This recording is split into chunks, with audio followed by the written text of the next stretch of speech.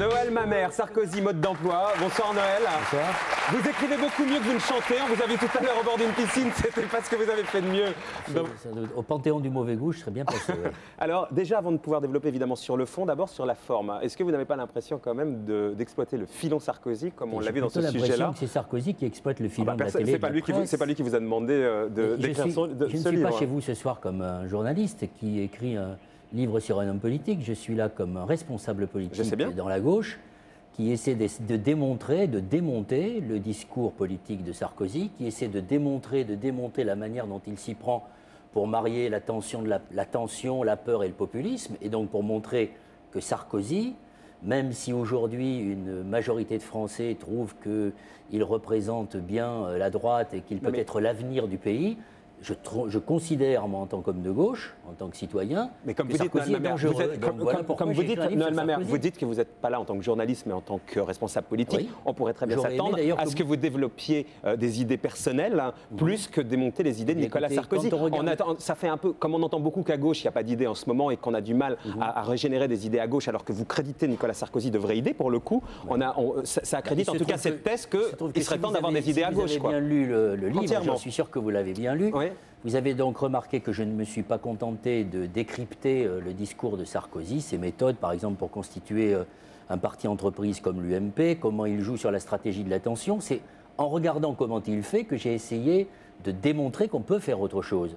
Et donc c'est le rôle d'un responsable politique que de prendre son adversaire politique, parce que Sarkozy pour moi est un adversaire. Vous dites le verdict des urnes en 2007 pourrait bien vous laisser KO debout. Pour vous, c'est lui qui va y aller, quoi, grosso modo. Non, je pense qu'à droite aujourd'hui, c'est le plus dangereux, parce qu'on s'aperçoit par exemple dans le projet de loi sur l'immigration qui a été présenté communément par M. Villepin et par M. Sarkozy, c'est que je crois la cinquième loi sur l'immigration en 10 ans, ça fait quand même beaucoup.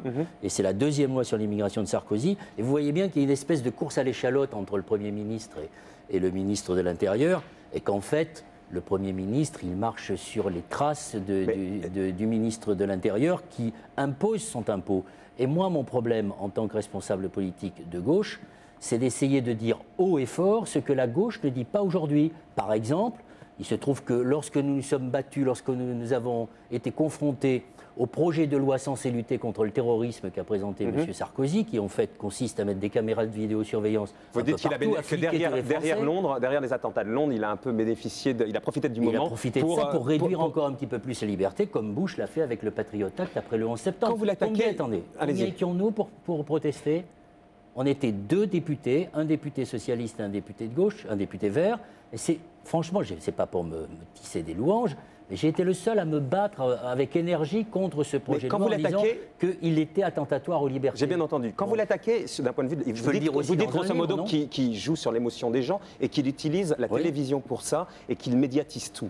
Le problème avec vous, Noël, c'est qu'on connaît vos idées, vous les défendez, mais en même temps, Noël Mamère, vous aussi, vous jouez à la télévision sur l'émotion des gens. Quand par exemple, à Bègle, vous utilisez les médias pour le premier mariage gay. Non, c'est les médias qui ont utilisé le mariage. Écoutez, c'est pas de ma faute, les médias me couraient après. Non, ça c'est de l'angélisme, Noël Mamère. Non, je vais vous expliquer. Les médias me couraient après en disant c'est scandaleux, vous faites du people. Et ils me harcelaient matin, midi et soir pour savoir où se trouvaient ces 2 malheureux afin de les montrer sur les caméras de télévision. Vous saviez bien, vous êtes journaliste vous-même. Je les ai protégés jusqu'au moment du mariage et je savais parfaitement. Vous ne les avez pas utilisés. Je savais parfaitement qu'il y aurait beaucoup de caméras de télévision ce jour-là. Eh bien, je vais vous dire que je ne le regrette pas parce que je pense que nous avons ouvert une porte ce jour-là en matière de lutte pour l'égalité des droits. Et quand je vois ce qui se passe en Espagne, au Canada, ce que peut dire Nicolas en Angleterre, Sarkozy, en Afrique du Sud. Ce que peut dire également Nicolas Sarkozy en disant j'utilise les médias pour développer des idées qui ne sont pas les vôtres. Sauf que les idées qu'il défend, c'est pour réduire les droits. C'est pas tout à fait la même chose. Vous le comparez à Pétain quand même dans votre livre. Vous n'y allez pas avec le dos de la cuillère. Par exemple, vous dites un chapitre Ordre, religion, famille. Sarkozy, nous voilà. Le retour aux valeurs familiales et religieuses Flairbon, le pétainisme, cap donc sur l'électorat de la droite extrême et de l'extrême droite. C'est vrai. Vous n'y allez pas avec le dos de la cuillère, manifestement. Si vous lisez attentivement mon livre, vous verrez qu'il s'est exprimé devant une association de chrétiens en nous expliquant que finalement il n'y avait plus de vie privée, que la vie privée et la vie publique c'était la même chose. C'est exactement ce que l'on disait sous les régimes totalitaires. Et donc il vous explique qu'il aime bien aller à la messe tous les dimanches, que la spiritualité c'est quelque chose de très important. Et moi, je pense que quand on veut confessionnaliser un pays qui est un pays laïque, on voit bien ce qui est en train de se passer avec les caricatures de Mahomet, on joue avec le feu, et je le dis tout simplement. Mais quand, par exemple, là, vous le comparez avec Pétain, quand vous le comparez à Le Pen, est-ce que c'est pas un peu, là aussi, un peu caricatural dans votre façon de faire? Vous êtes pour la fiche d'Act Up, voter Le Pen avec la fiche de Sarkozy? La fiche d'Act Up très subversive, je l'ai trouvée excellente. Oui, parce qu'à Laurent n'a pas l'air d'accord. À force de marcher sur le terrain de Le Pen, à force d'essayer de préempter, pour employer un mot un peu pédant, c'est-à-dire de capter l'électorat de Le Pen, qu'est-ce qu'il fait, Sarkozy? Vous pensez que les mots de racaille, de Karcher, de voyou, vous pensez que tous ces mots-là, qui sont des mots très violents, il y a une violence des mots, ils ont été utilisés comme ça pour se faire plaisir? En même temps, Nicolas Sarkozy a aboli la double peine, il a relancé le débat sur le vote des étrangers, Noël Mamère. Il a aboli la double peine, il a relancé le débat sur le vote des étrangers ou les élections locales, en tout cas. Il prône la discrimination positive, une meilleure représentation des musulmans de France. Non, c'est aussi ça le discours de Sarkozy. Alors je peux vous répondre, par exemple. Le Pen ne dirait pas ça. Je crois être sans doute le moins mal placé dans ce pays pour répondre sur la question du vote des étrangers, puisque c'est moi qui, en 2000, au nom des Verts, et présenté la proposition de loi sur le vote des étrangers qui a été approuvée par l'unanimité de la gauche. Il suffisait à Lionel Jospin de porter cette loi au Sénat. Aujourd'hui, le président de l'UMP, Nicolas Sarkozy, a une majorité pour lui au Sénat. Très bien, il suffit qu'il décide, pour être en accord avec ce qu'il nous a dit, de demander à ses sénateurs de voter cette loi et le vote des étrangers sera possible. Bien compris. Donc ça, c'est de la mystification. Vous voulez dire quoi?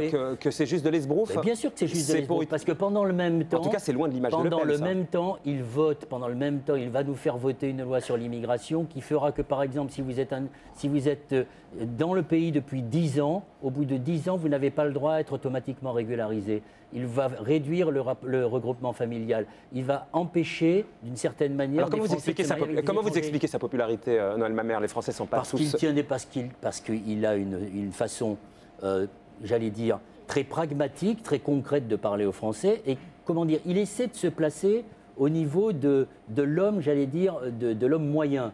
Alors, il essaie de capter un petit peu comme un avion renifleur toutes les idées du moment. Il est un opportuniste surtout. Et je vous écoute. Il a eu un bouchon dans la piscine dans l'oreille de Monsieur Mamère.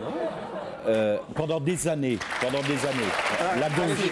Vous savez que j'ai plutôt la gauche pendant des années n'a pas. Il faut pas dire le moyen parce que là vous allez donner du grain à moudre à Raffarin en parlant de la France d'en bas.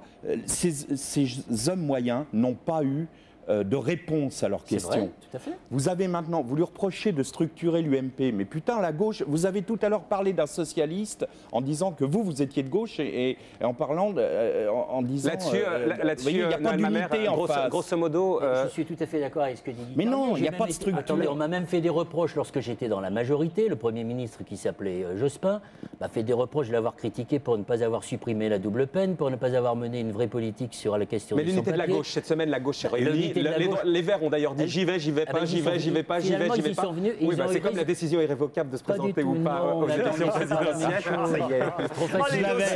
l'avais là. Non, mais c'est un peu ça, vous y allez pas, etc. Donc finalement, vous y êtes allé. C'est pas la peine de... Quand vous posez des questions, je ne veux pas vous donner de conseils. Si, allez-y, j'adore les conseils. Essayez de ne pas en poser 10 à la fois pour que je puisse vous poser c'est la même question que je vous pose. Je vous réponds à un irrévocable. Irrévocable, je l'ai prononcé dans des circonstances un peu particulières qui font qu'on est venu me chercher après m'avoir éliminé au mois de juin. Donc vous pouvez comprendre que psychologiquement, alors là, on est un peu maintenant, aujourd'hui, sur l'union de la gauche. Aujourd'hui, sur ma non-présentation à la présidentielle, elle est claire. Ça, c'est sûr. Les Verts ont jusqu'au 14 février pour s'inscrire pour les candidats, pour se décider. Je ne serai pas inscrit comme candidat. Sûr. Voilà. Sur la gauche qui commence à on va conclure là-dessus. Oui, le grand problème le grand reproche qu'on puisse faire à la gauche aujourd'hui, c'est qu'elle est d'abord trop timide, trop frileuse par rapport à un Sarkozy qui lui est offensif et qui essaie de réunir l'ensemble des droites, et que la gauche ne sera vraiment entendue des Français et de ceux qui attendent d'elle quelque chose que lorsqu'elle sera vraiment forte dans ses convictions et qu'elle sera capable de proposer une alternative à ce que propose Sarkozy. Et vous y croyez ?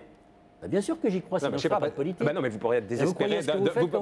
Mais vous pourriez être désespéré de l'état de la gauche, Noël Mamère. C'est pas parce qu'on est désespéré de l'état de la situation politique. Est-ce que vous croyez que c'est possible d'ici? Vous avez une échéance d'un an. Je ne suis pas désespéré, je suis inquiet. Et c'est précisément parce que je suis inquiet que je vais me battre encore plus. Et si vous aviez votre carte au PS, vous voteriez qui? Ségolène ou Jospin? Je ne suis pas au PS, donc c'est pas à moi de répondre.